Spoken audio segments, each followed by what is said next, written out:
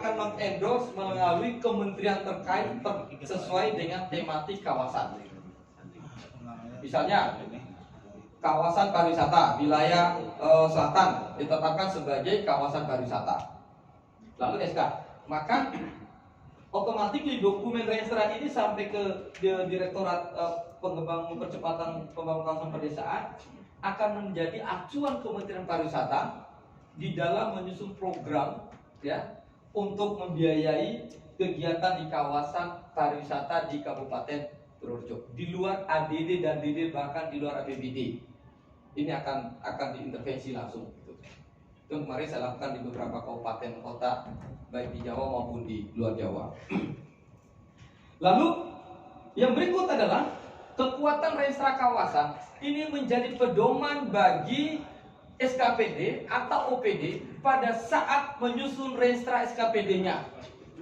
Jadi DPRD pada saat pembahasan di forum RKPD sebenarnya dokumen registra ini ya, ini menarik kalau pendekatannya dapil Pak. Karena desa-desa kan ada dapil jenengan yang tahu tentang tematik dan lain-lain kan jenengan semua. Maka bisa didorong. Oh, karena saya menjadi desa agrowisata, karena ada sekian puluh desa, maka pastikan pada saat dinas pariwisata, dinas pertanian, dinas peternakan, ya, di dalam menyusun RKPD setiap tahun anggaran, dia harus berbasis registra kawasannya.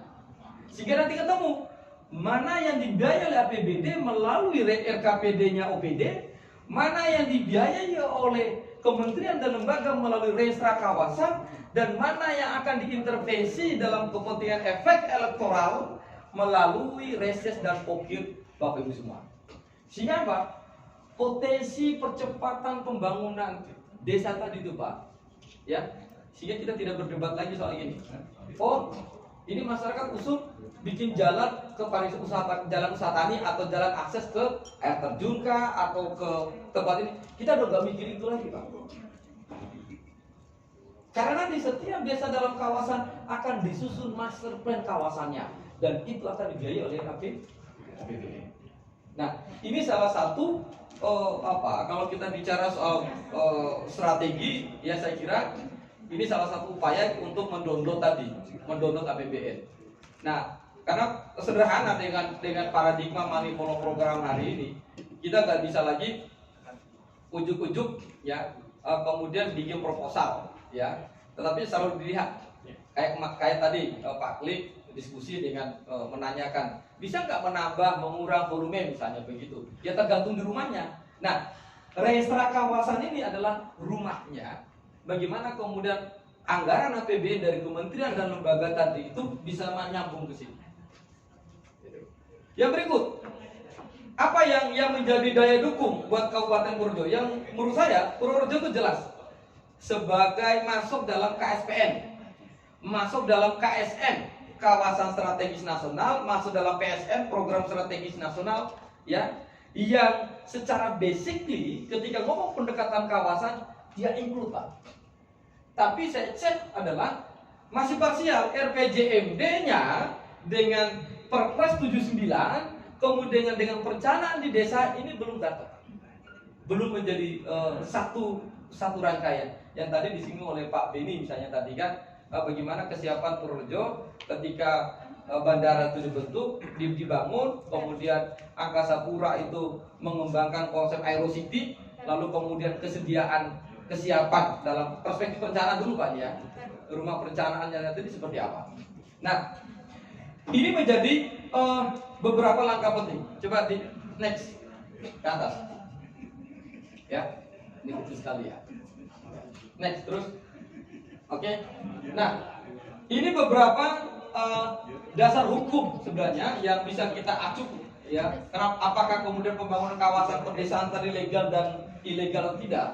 Kita punya Undang-Undang Nomor 25 tentang SPPN, Sistem Perencanaan Pembangunan Nasional, yang pendekatannya itu adalah holistik, integratif, dan spasial. Spasial itu bicara soal kewilayahan. Lalu ada Undang-Undang 33, sekarang lagi diganti, tentang perimbangan keuangan pusat daerah. Ini menjadi dasar karena APBN itu bisa masuk membiayai kawasan. Undang-Undang Nomor 6 ya tentang tata ruang. ya, sorry 26. Lalu kemudian Undang Nomor 6 tentang desa, Undang 223 tentang Pemda tadi yang kita jelaskan. Lalu ada PP nomor 55 tentang dana perimbangan. Nah, next kita lihat lagi, ya.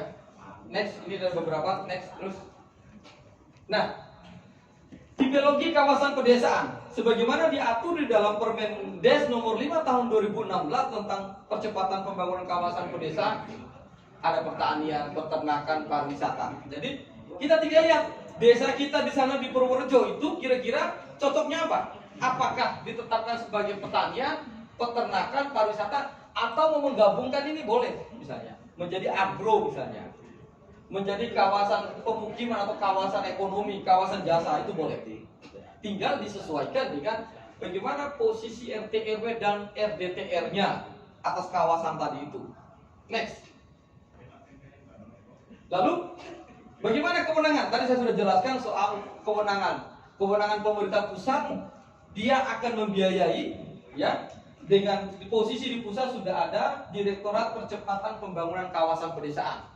Ini menjadi jantung bagi seluruh renstra kawasan kabupaten kota se-Indonesia. Kewenangan pemerintah daerah. Kewenangan pemerintah daerah adalah memfasilitasi pembentukan TKPKP di kabupaten dan memfasilitasi proses penyelenggaraan MAD, musyawarah antara desa pembentukan kawasan pedesaan. Siapa leading sektornya? Ini ada Permades, ya, ada Permades ini. Lalu kewenangan kedua adalah menyusun renstra, yang kemudian berikut DPRD bisa mengusung menjadi perda inisiatif atau legislatif eksekutif perda tentang kawasan pedesaan. Dua syarat ini mutlak. Kalau syarat ini belum ada, akan sulit kemudian desa itu bisa menjadi terintegrasi di dalam renstra kawasan. Ya. Nah, ini beberapa hal yang perlu disinkronisasikan, ya. Tadi ada KSN, Kawasan Strategis Nasional, persyarat itu Purworejo masuk. Lalu kemudian ada PSN, persyarat itu masuk Purworejo, ya, Program Strategis Nasional. Lalu kemudian KEK, ya, Kawasan Ekonomi Khusus, mungkin nggak masuk, ya. Tetapi kemudian dengan adanya bandara itu, saya kira itu bisa masuk KEK, ya. Lalu kemudian bagaimana kesesuaian RT RW, bagaimana kesesuaian RDTR, bagaimana kesesuaian RPJMD kabupaten dan provinsi terhadap kawasan-kawasan yang dibentuk. Jadi sekali lagi, kenapa isu ini baru dibicarakan belakangan, ya? Ketika kemudian kritik Menteri Keuangan soal sekian triliun dana digelontorkan ke desa, tetapi kemudian tidak mampu, ya, mendongkrak pertumbuhan ekonomi di desa. Ternyata ditelusuri, desa-desa kita terjebak kepada hal-hal yang sifatnya administratif, itu satu. Yang kedua adalah minimnya konsolidasi dan sinkronisasi antara perencanaan di desa dengan perencanaan di kabupaten, ya. Jadi seolah-olah kepala desa kemudian menutup diri apa yang menjadi visi besar Kabupaten Purworejo. Demikian juga di visi besar Kabupaten Purworejo, desa itu selalu dianggap, kita kan sudah kasih dia ADD, dia sudah punya ADD, terserah dia mau jadi apa. Nah, pikiran-pikiran ini yang kemudian merusak tatanan tadi itu, sehingga dianggap desa itu ya pemerintah sendiri tidak ada hubungan dengan kabupaten, hubungannya itu hanya akad ADD dan DD. Padahal kemajuan desa itu menjadi entitas kemajuan Kabupaten Purworejo. Nah, akan dilihat. Nah, inilah yang kemudian menjadi entry point. Ketika Presiden bicara soal PEN, ya, pemulihan ekonomi nasional, ya, maka salah satu pendekatan yang bisa negara terobos langsung ke desa itu, satu-satunya cara selain pakai dana desa tadi itu adalah dengan pendekatan kawasan pedesaan. Jadi misalnya ini, desa itu kan kesulitan sekali ketika dia mau membangun jalan antara desa. Tunggu dari kabupaten nggak muncul-muncul. Padahal kewenangannya dia terbatas, nggak bisa kan? APBD itu biaya jalan antara nggak bisa. Mau membangun misalnya ada sekolah yang rusak, boleh nggak pakai dana? Nggak boleh. Misalnya begitu. Boleh nggak dia masuk ke perhutani, menguasai mengelola kawasan hutan? Nggak boleh, susah. Ya. Nah, dengan pendekatan kawasan tadi, ketika kemudian ini disepakati dan ada SK, Bupati memberikan SK terhadap kawasan tadi, maka memudahkan semua proses administrasi dan keuangan tadi itu. Dan yang paling penting, kementerian dan lembaga akan turun tangan mengeksekusi program yang menjadi kewenangan pemerintah pusat. Ya, next. Nah, pemetaan kawasan pedesaan ini yang paling penting, ya. Yang perlu diperhatikan adalah kegiatan pertanian, pengelolaan sumber daya alam dan sumber daya lainnya. Ini penting bantu melakukan pemetaan. Yang berikut adalah bagaimana posisi tempat pemukiman di pedesaan itu. Ya, kita lihat misalnya beberapa kasus di daerah, seringkali proses pembangunan terjadi liberalisasi lah. Misalnya harusnya ini adalah zona hijau, tapi dipaksakan geser ke kuning. Lalu kemudian untuk memudahkan misalnya developer tertentu misalnya masuk. Ini kan udah rahasia umum proses melakukan itu. Tetapi yang paling penting adalah bagaimana posisi teman-teman desa ketika alih fungsi lahan, perubahan pemanfaatan zonasi kawasan tadi itu, apakah mereka tetap ada nggak di situ? Ini yang harus diperhatikan di dalam pemetaan. Lalu kemudian ada juga nilai strategis dan prioritas. Saya bayangkan Purworejo itu menarik, Pak, karena sudah masuk 2 unsur diatur dalam Perpres 79 tentang KSN dan PSN-nya. Pembangunan waduk itu masuk, jalan tol itu masuk. Lalu kemudian kalau desa ini tidak dipersiapkan, ya jadi penonton, Pak. Kita hanya bicara ganti untung atau ganti rugi, tetapi kemudian tidak ada upaya APBN itu bisa masuk di situ. Next. Nah, ini roadmap-nya pemetaan kawasan pedesaan. Yang pertama, pembentukan ini harus dilakukan. Pembentukan tim koordinasi pembangunan kawasan pedesaan harus. Saya sih berharap ini menjadi komisi 1 ya, Pak ya. Komisi 1 ini mendorong kemudian Permades untuk segera membentuk ini. Dan nanti kita pasti sangat terbuka nanti anggaran masuk ke Kabupaten Purworejo itu untuk membiayai. Karena sekali lagi, Pak, paradigma keuangan Sri Mulyani hari ini, saya bilang Sri Mulyani bukan keuangan negara, itu money flow program. Nek kowe orang gawe program yang nyambung karo program strategi, orang bakalan ono duit, Pak. Ekstrim. Maka ini saya mengatakan kalau secara siasat kita secara ini cara mendorong anggaran sebenarnya. Ya. Nah, yang kedua adalah perlu melakukan diseminasi gagasan penyamaan persepsi pembagian tugas ini, lalu kemudian untuk mempersiapkan proses fasilitasi MAD, musyawarah antar desa. Ya. Lalu tim ini bekerja. Desa-desa tadi dipetakan potensi kawasannya. Bukan desa yang melakukan, tapi tim. Yang berikut, yang keempat, ini ada kerja secara teknokratis melakukan analisa dokumen hasil potensi. Ketemu nggak dengan RT RW-nya? Ketemu nggak RPJMD-nya? Ketemu nggak RPTR-nya? Ketemu nggak dengan PSN-nya? Ketemu nggak dengan KSN-nya? Ini analisa dokumennya. Lalu seluruh hasil dokumen ini dibawa ke sini, difasilitasi oleh tim ini untuk MAD. Setelah MAD turun, pembuatan berita acara pemetaan kawasan pedesaan ini dilakukan oleh Pak Permades, lalu penyusunan naskah akademik NA dan Raperda untuk legitimasi terhadap proses kawasan pedesaan tadi. Kemudian setelah itu ke-8, pemerintah daerah Purworejo segera menyusun Renstra kawasan. Renstra kawasan itu usianya 5 tahun. Ya, baru bisa dievaluasi lagi. Lalu di sini pembuatan rencana kerja. Nah, Renstra kawasan rencana kerja ini menjadi pedoman bagi seluruh OPD, ya, agar menyusun program tadi dia harus punya perspektif terhadap percepatan pembangunan kawasan pedesaan. Sehingga nanti kalau di dalam usulan, ya, usulan anggaran nanti dilampiri dengan kawasan tadi potensi pembiayaan, karena di dalam Permendes nomor 5 tahun 2016 ya komitmen pemerintah pusat bahwa pembangunan kawasan itu dibiayai oleh APBN pertama. Next.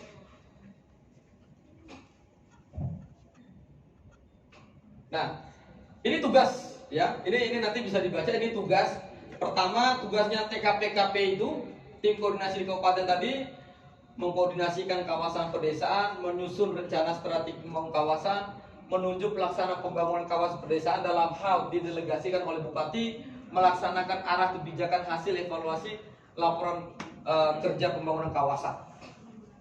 Ya, next terus. Oke, ini sekira. Nah ini sumber pendanaan. Permendes itu menyebutkan sumber pendanaan 1 itu dari APBN, 2 APBD provinsi kabupaten, 3 tadi, 4 adalah APBD, 5 sumber lain yang tidak mengikat. Saya ingin bicara sumber lain tidak mengikat. Ini contoh kasus. Saya tidak perlu sebutkan daerahnya. Hari ini Geger, ketika ada investor masuk ke desa, menguasai aset pariwisata desa, yang sama desa aja tidak perlu nubon, ya. Lalu kemudian atas nama investasi ini masuk, ya. Jadi akhirnya kan jadi konflik, ya, jadi konflik. Desa hanya menjadi penonton. Salah nggak investor? Nggak salah juga. Kenapa? Pemerintah daerah terlambat dan gagal memproteksi kawasan-kawasan strategisnya. Ya. Sehingga apa? Harusnya pembangunan kawasan, setiap investor datang misalnya mau pengembangan agroindustri kah, mau pengembangan pariwisata kah, mau pengembangan sektor peternakan kah, di dalam kawasan itu dia harus terikat di dalam registra kawasan. Selama ini kan tidak, Pak. Ya karena kita tidak punya registra kawasan. Akhirnya siapapun datang situ boleh berinvestasi, lalu kemudian masyarakat desa hanya menjadi penonton atas proses industrialisasi atau pengembangan kawasan tadi. Next. Ya. Registra kawasan mengakomodir tipologi kawasan pedesaan berisikan arah kebijakan pembangunan kawasan 5 tahun ke depan. Masa kepala desa 6 tahun, jadi masih punya waktu 1 tahun untuk dievaluasi. Kemudian sama dengan masa RPJMD, ya. Oke, next. Ya, ini prinsip, saya kira prinsip-prinsip yang paling pertama itu keterpaduan, keselarasan, ya, akselerasi kecepatan pembangunan tadi itu ya. Oke, next. Nah, itu beberapa hal yang paling penting. Saya ingin membuat simulasi sebenarnya, Pak. Ini APBN, ini APBD provinsi, ini APBD kabupaten, ini APBD.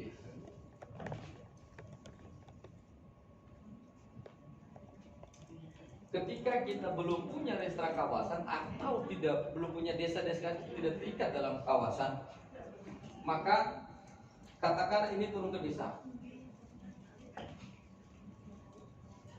APBN oleh kementerian dan lembaga ini ngalir ke desa ini kan nyari sendiri. Sesuai dengan apa? Kepentingan, ya, dalam tanda petik politik tertentu. Ya, kita bisa lihat lah, menteri mana yang turun ke bawah, dia bawa sango apa, kamu gitu. Itu seakan-akan itu adalah kebaikan hati, padahal bukan. Tapi pada sisi lain, memang anggaran harus diserap dalam konsep pemulihan ekonomi. Ini. Nah, ketika pendekatannya pakai kawasan, maka registra kementerian dan lembaga tidak lagi dia ngamen turun viral sendiri, video sendiri seolah-olah dia orang baik, bagi-bagi uang ke desa, ke masyarakat, bukan itu. Ini lucu kita. Ini mau dihilangkan ini. Ini bukan lagi metode itu. Maka kementerian dan lembaga dia harus berbicara dalam bentuk kawasan. Yang hari ini paling banyak turun Kementerian Pariwisata, Kementerian Pertanian, Kementerian UMKM, Kementerian apa lagi? Kelautan, ya. Itu bergeliat sendiri, ya, ngamen sendiri ke bawah. Seolah-olah so force betul gitu ya, datang ke desa kebaikan hati. Nah, tapi kelemahan di sisi lain, pemerintah daerah yang tidak mempersiapkan. Nih, mendorong. Nah, begitu juga APBD provinsi. Skema hari ini yang dianggap baik dan sempurna itulah Bankeu itu. Itu niat baik, tapi caranya tidak menyelesaikan persoalan Bankeu itu. Ya, itu niat baik kok. Masa menempatkan desa sebagai filantropi, kan lucu. Ini G2G loh, government to government. Menempatkan desa dengan program seperti itu seolah-olah desa ini ormas, seolah-olah desa ini kelompok swasta yang bisa begitu. Kan keliru sebenarnya. Kenapa kemudian skema Bankeu tadi atau istilah BKK bantuan uang khusus ke desa tadi intervensinya adalah mensupport kawasan. Misalnya ada kawasan agroindustri di Kaligesing misalnya. Ini contoh aja. Di sana ada durian lalu kemudian ada industrialisasi, ditetapkan SK-nya Kaligesing sebagai kawasan agroindustri. Ya. Maka bisa dilihat bagaimana RKPD-nya dinas, bagaimana bantuan BKK-nya gubernur tadi untuk intervensinya untuk membesarkan kawasan, bukan membesarkan kepala desa per kepala desa. Ini kan yang keliru menurut saya. Ya sinterklas tadi, perangganya kan sinterklas akhirnya. Niatnya baik, tapi caranya menurut saya menyesatkan. Dianggap itu kebaikan hati, padahal bukan. Itu tanggung jawab, itu peran.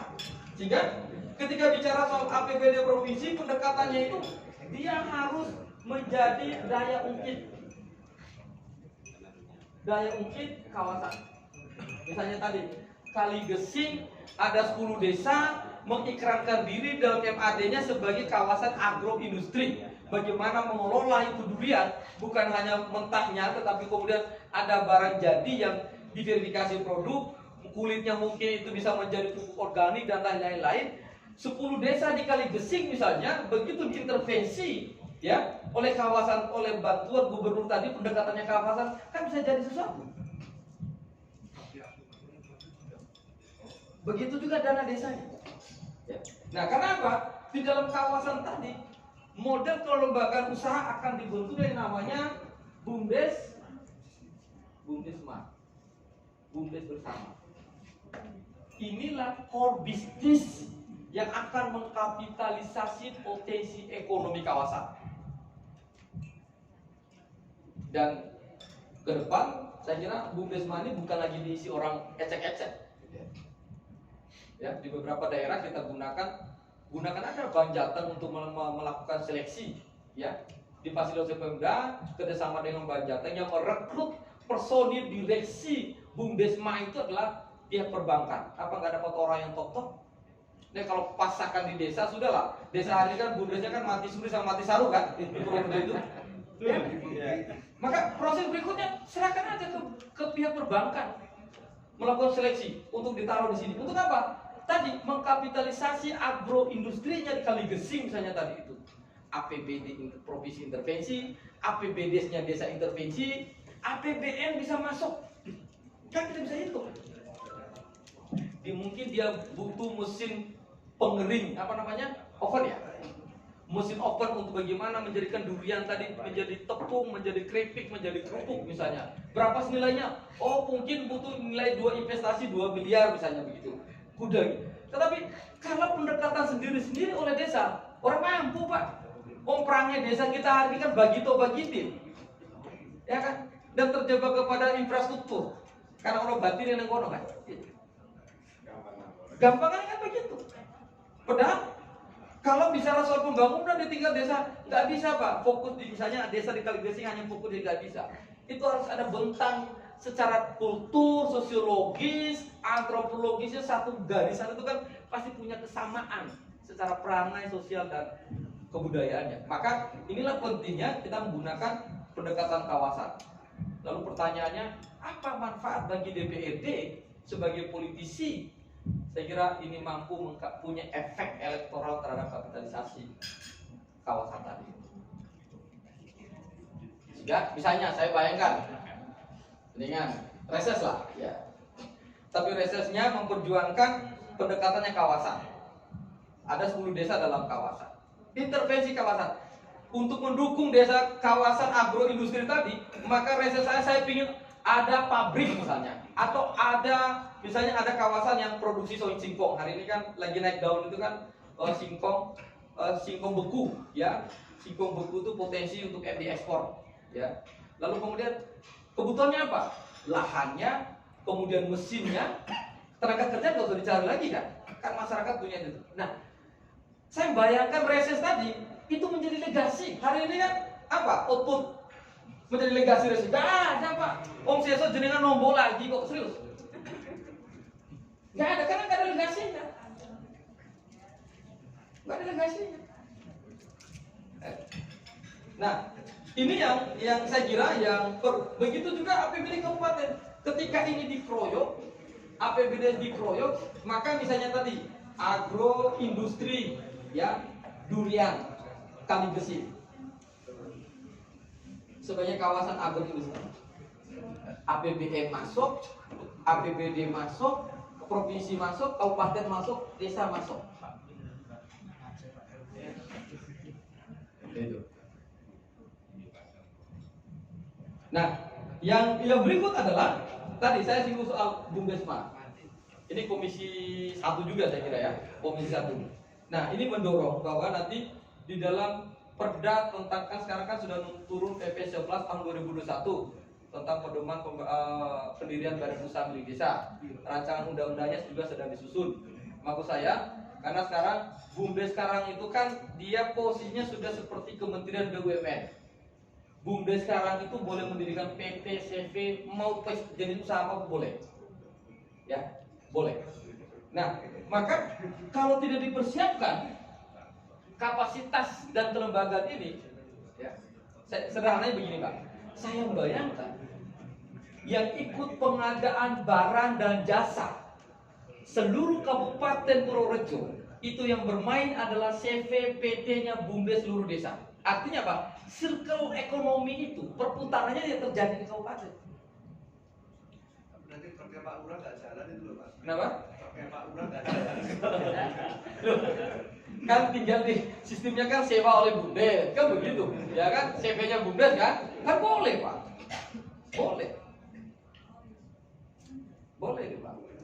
Nah, ini ya anggap saja ini ide konyol Pak, tapi saya sudah melakoni. Saya dampingi desa sudah 20 tahun Pak. Ya, ini besok ke Buton, lalu kemudian ke Sulawesi Tenggara, di Papua, ya sampai ekspor kopi ke luar negeri, kemudian dengan cara apa? Ya pendekatan kawasan. Nggak mampu Pak satu desa misalnya menyelesaikan persoalan wisata di mana? Perbatasan Pulau Progo dengan Projo mana? Kalibersih kata itu ya. Nah, kan nggak mungkin Pak kalau satu desa tadi itu hanya menyelesaikan infrastruktur apa atraksi ya akomodasi nggak bisa Pak. Lalu kemudian nunggu apa investor. Saya membayangkan 10 desa di situ regrouping MAD mereka. Oke.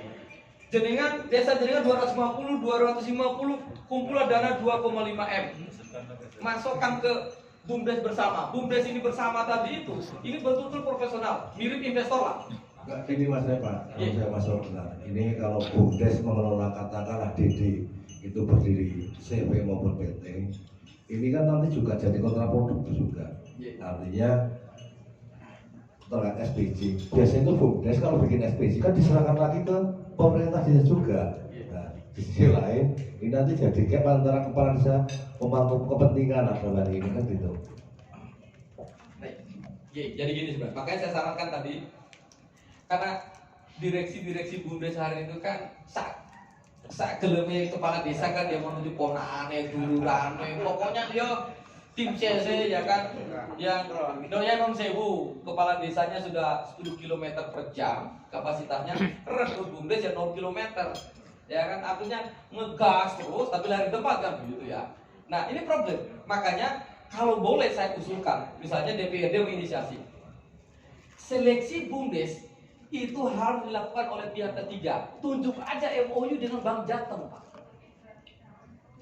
Ya. Ini kan enggak Pak. Yang seleksi Bumdes yang kepala desa yang dia nggak paham aturannya, nggak paham regulasi, apa itu bisnis proses, apa itu bisnis plan, bagaimana manajemen perusahaan, tiba-tiba mimpin perusahaan, mimpin Bumdes. Sederhana Pak. Kepala desa itu nggak paham definisi penyertaan modal itu. Begitu BUMDes jalur penyertaan modal, pikiran cuma uang, disetorkan uang. Akhirnya BUMDes apa? Udah mikir gaji saya direksi, gaji manajer, gaji entah ya Pak. Unit usaha belum jalan ini. Padahal di undang-undang modal itu bukan uang, bukan hanya uang. Misalnya, jaringan tadi butuh mesin, ya, untuk mengelola durian tadi. Kan kepala desa, agar dia tidak terjebak administrasi kepala tadi, desa kan bisa membelanjakan, lalu menyerahkan aset itu ke desa, bikin berita acara, itu kan modal Pak. Gitu. Tetapi sekali lagi yang paling penting adalah pintu masuknya.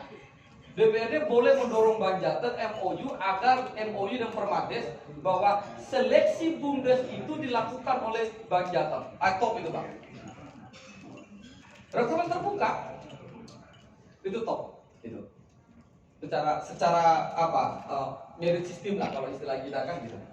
Nah, mungkin itu saya kira Bapak Ibu semua yang kalau boleh saya dorong ini sangat bermanfaat, dan menurut saya Purworejo itu karena masuk Perpres 79 dan PSN dan KSN-nya ditambah lagi ada kawasan strategis desa, ya, maka peluang saya kira untuk tadi kalau Pak Denny bicara soal ruang fisikal tadi itu ya, nah potensi untuk desa-desa di Purworejo itu dibiayai APBN melalui kementerian dan lembaga itu saya kira sangat memungkinkan, dan saya sudah lakukan itu di beberapa kabupaten di luar Jawa, ya. Ya bila perlu nanti melalui tinggal kotakan, ya misalnya kawasan selatan cocoknya apa, yang timur apa, yang barat apa, dibagi 4 aja, dibagi 4, di regrouping dalam masing-masing tipologi desa tadi itu, mana pariwisata, mana lumbung ternak, mana lumbung pangan, karena Purworejo kan terkenal dengan ternak juga kan gitu. Jadi konsepnya agrowisata, agroindustri misalnya begitu, ya, atau pariwisata. Nanti sehingga bapak-bapak semua kalau mau ngambilnya ke kementerian itu jelas. Oh, saya mau ngambil memastikan download di kawasan Kementerian Pariwisata. Saya mau ngambil ke Kementerian Industri. Saya mau ngambil di Kementerian Pertanian misalnya untuk memastikan percepatan pembangunan kawasan. Ye, saya kira itu Bapak Ibu mungkin ada yang mau diskusikan, monggo Bapak-bapak. Cukup. Siap. Ye. Terima kasih. Yang penting syarat akadnya sudah gugur. Sudah gugur. Sekali lagi terima kasih Bapak Ibu semua. Pada prinsipnya saya yang di Lembaga Strategi Nasional